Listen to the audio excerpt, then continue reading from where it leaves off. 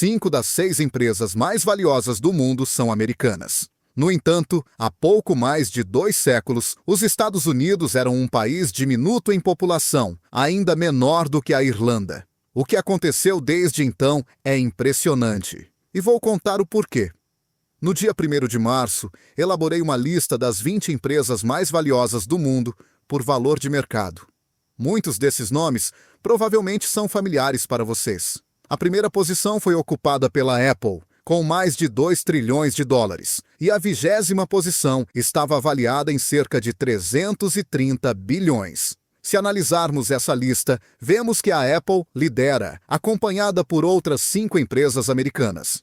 A primeira empresa não americana que aparece é a Saudi Aramco, uma entidade que pode ser considerada quase como a representação de um país no campo empresarial, já que uma grande parte, possivelmente 95%, de suas ações pertence ao governo saudita. Essencialmente, é como se o país estivesse à venda por meio desse negócio. O que é notável é que, entre as 6 principais empresas do mundo, 5 são de origem americana, refletindo o domínio que essas empresas exercem na economia global. Quando ouvirem as pessoas dizerem que os Estados Unidos não estão indo muito bem, lembrem-se de que, em todo o mundo, das 6 principais empresas por valor, 5 estão nos Estados Unidos. E se pensarem bem, em 1790, tínhamos 0,5% da população mundial, um pouco menos, com 4 milhões de pessoas, 3,9 milhões, dos quais 600 mil eram escravos. A Irlanda tinha mais pessoas do que os Estados Unidos. A Rússia tinha 5 vezes mais população do que os Estados Unidos. A Ucrânia tinha o dobro de pessoas. Mas o que tínhamos? Tínhamos um mapa para o futuro. Um mapa aspiracional que agora, 232 anos depois da Constituição, nos deixa com 5 das 6 principais empresas do mundo. Não é um acidente. E não é porque éramos mais inteligentes ou mais fortes. Tínhamos um bom solo, clima decente. Mas também alguns desses outros países que mencionei tinham isso. O sistema funcionou incrivelmente bem. Devemos fazer um exercício mental. Gostaria que observassem essa lista por 1 ou 2 minutos e depois fizessem uma estimativa. Quantas dessas empresas vocês acham que estarão na lista daqui a 30 anos? Aqui estão elas, essas potências. Quantas estarão na lista? Sabemos que não serão todas as 20. Pode ser que nem todas estejam na lista hoje ou amanhã. Seriam 5, 8. Quantas? Agora os convido a ver o slide 2, que retrocede um pouco mais de 30 anos. E observem as 20 principais de 1989. Se olharem as 20 principais de 1989, há 2 coisas que devem chamar a atenção. Nenhuma das 20 de 30 anos atrás está na lista atual. Nenhuma. 0. Havia então 6 empresas americanas na lista, e seus nomes são familiares: General Electric, Exxon, IBM. Essas empresas ainda existem. A Merck estava lá na posição 20. Nenhuma chegou à lista 30 anos depois. Nenhuma. 0. E acho que muito poucos de vocês, quando pedi para participarem da pesquisa há alguns minutos, teriam colocado 0. Não acho que seja 0 desta vez, mas é um lembrete das mudanças extraordinárias que podem ocorrer. O Japão teve um maravilhoso mercado de alta por muito tempo. Então havia várias empresas japonesas na lista. Hoje, não há nenhuma. Os Estados Unidos tinham 6, agora temos 13. Mas não são as mesmas 6. 1989 não era a Idade Média. Não estávamos apenas descobrindo o capitalismo. As pessoas achavam que sabiam muito sobre o mercado de ações. A teoria do mercado eficiente estava em alta. Não era uma época atrasada. A principal empresa na época tinha um valor de mercado de 100 bilhões, 104 bilhões. Então, o título da empresa mais valiosa do mundo, em pouco mais de 30 anos, passou de 100 bilhões para 2 trilhões.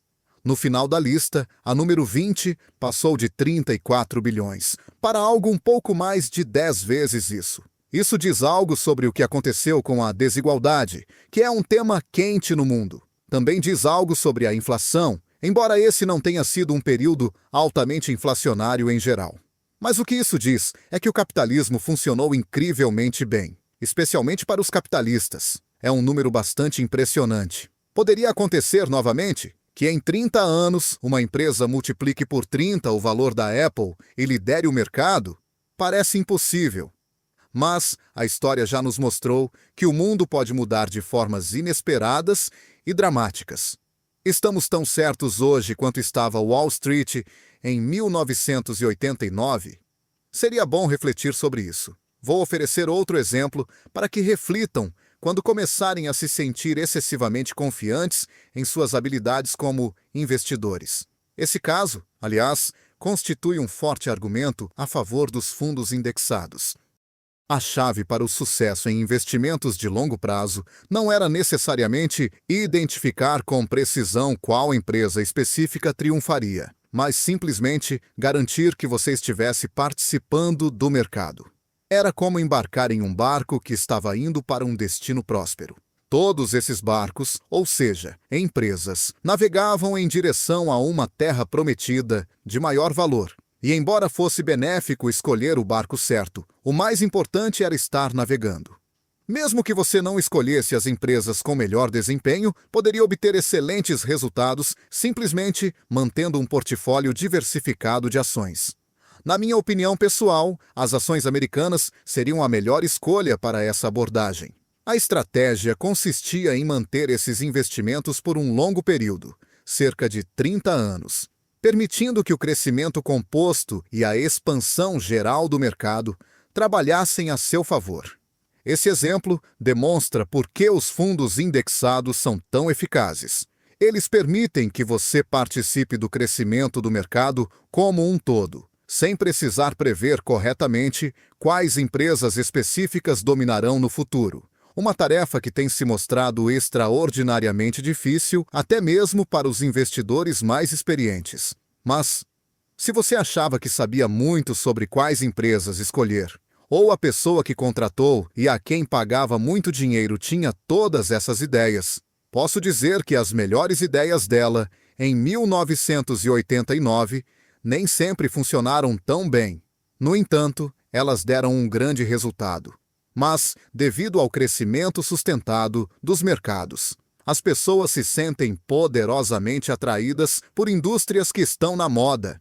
Existe essa tendência onde os investidores se empolgam excessivamente com setores específicos que estão gerando burburinho em um dado momento. Quando uma empresa simplesmente anuncia que opera naquele setor popular do momento, ela imediatamente adquire um apelo especial. Esse fenômeno permite que essas empresas lancem ofertas públicas iniciais ou utilizem veículos como as companhias de aquisição de propósito específico para captar capital com facilidade.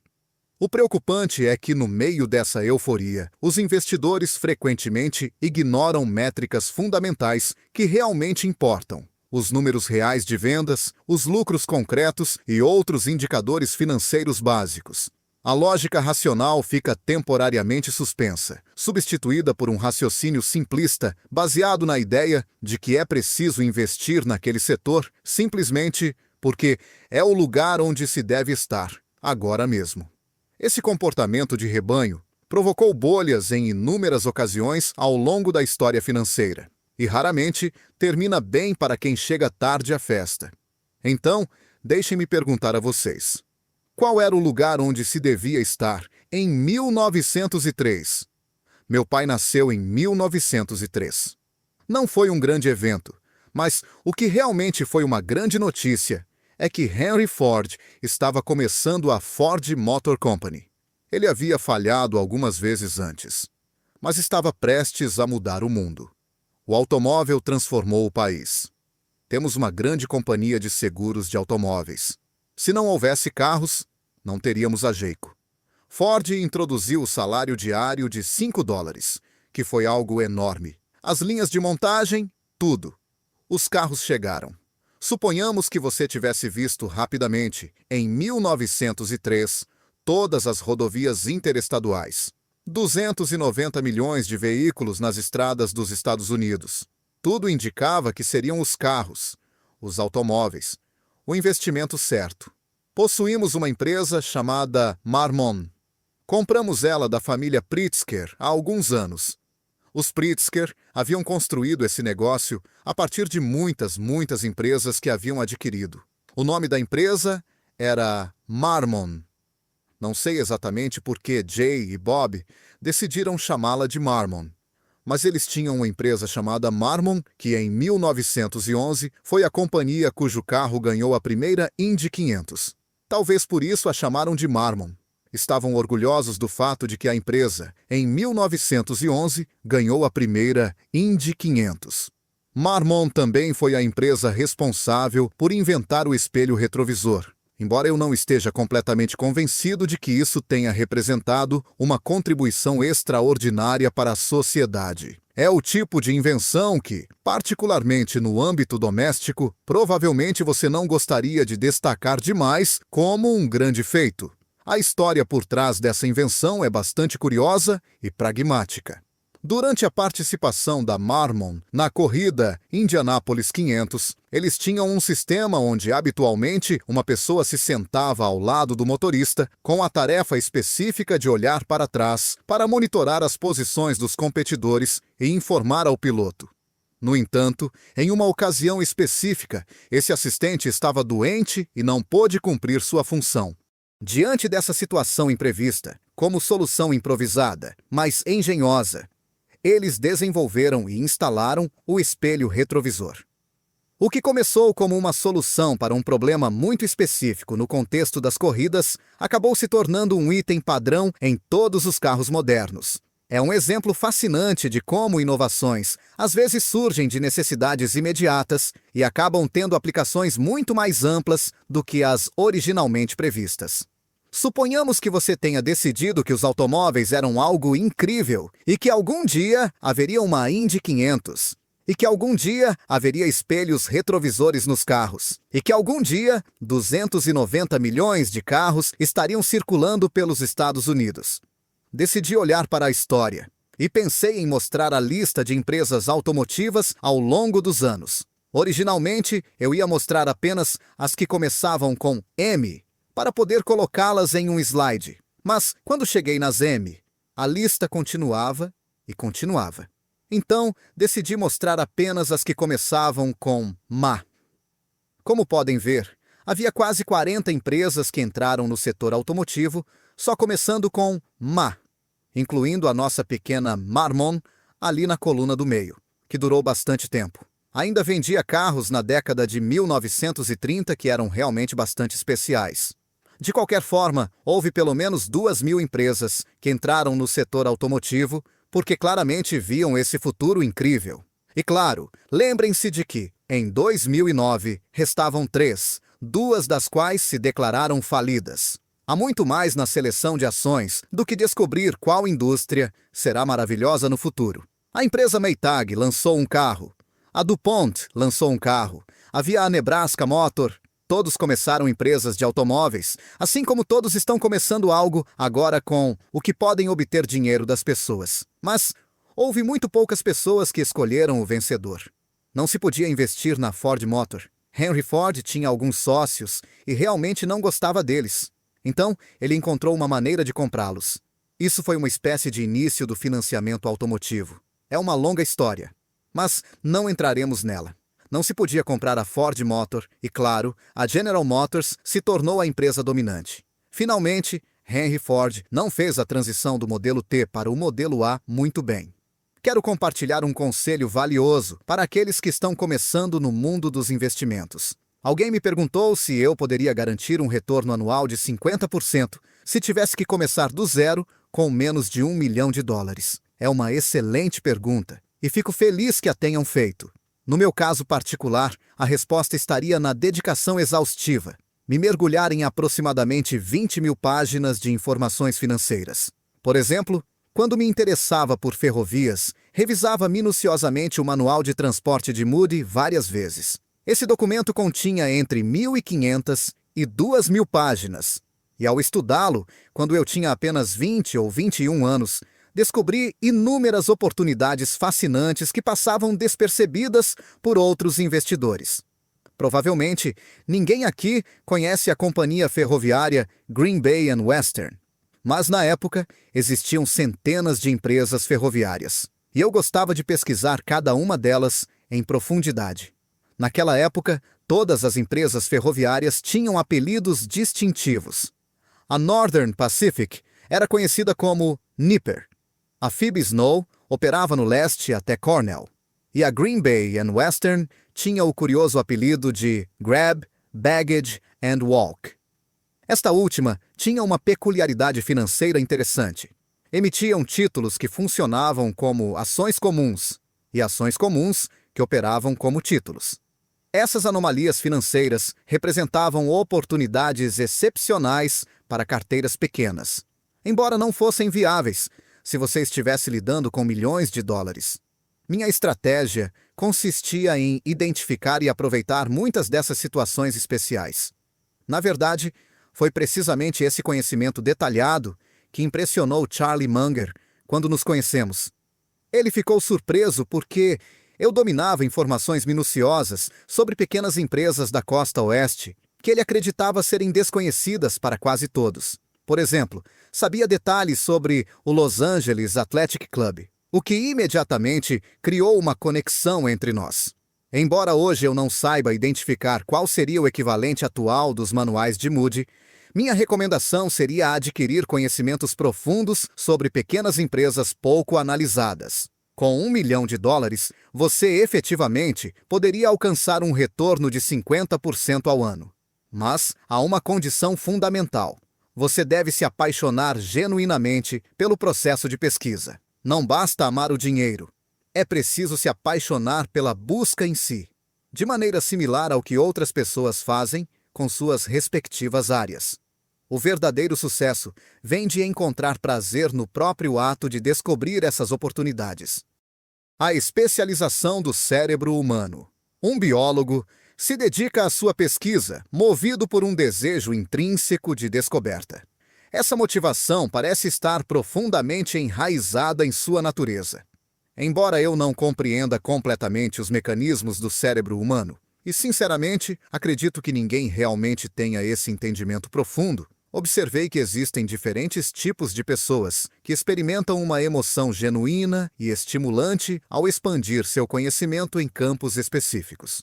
Ao longo da minha vida, tive o privilégio de conhecer mestres de bridge e virtuosos do xadrez.